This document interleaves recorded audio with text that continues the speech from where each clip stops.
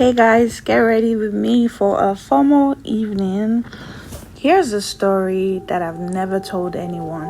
Not because I forgot, but because every time I remember, I get chills. It happened 3 years ago in a town I barely even knew. I was staying with a family friend, one of those distant aunties that your mom somehow trusts for some reason. Her house was quiet.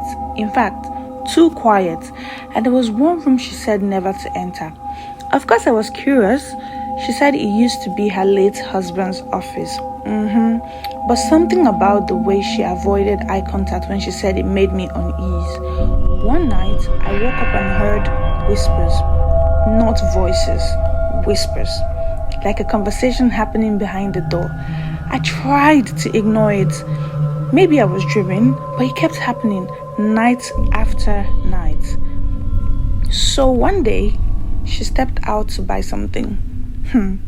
I opened the door. The air inside, freezing, oh my God, like little chills across my skin. There were old pictures, burnt candles, and a typewriter still sitting on the desk. The weirdest part, the paper inside had fresh ink. Like someone had typed something just minutes ago.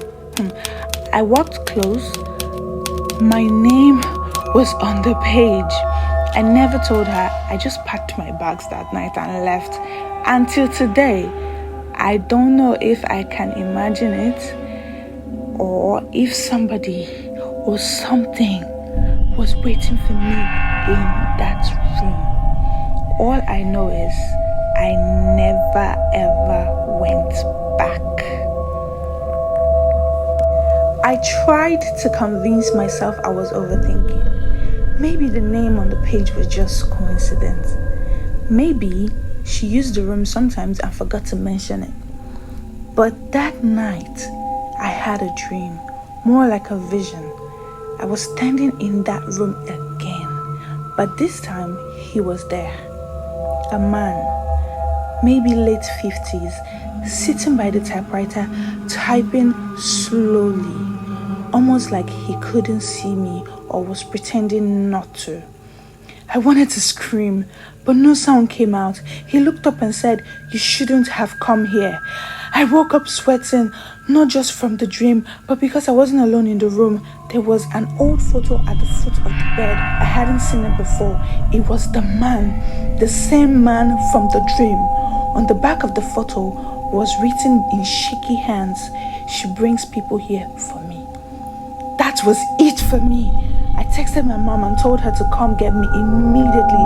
I didn't even bother explaining. I just sat outside till sunrise, backpacked, staring at the house like it might try to pull me back in.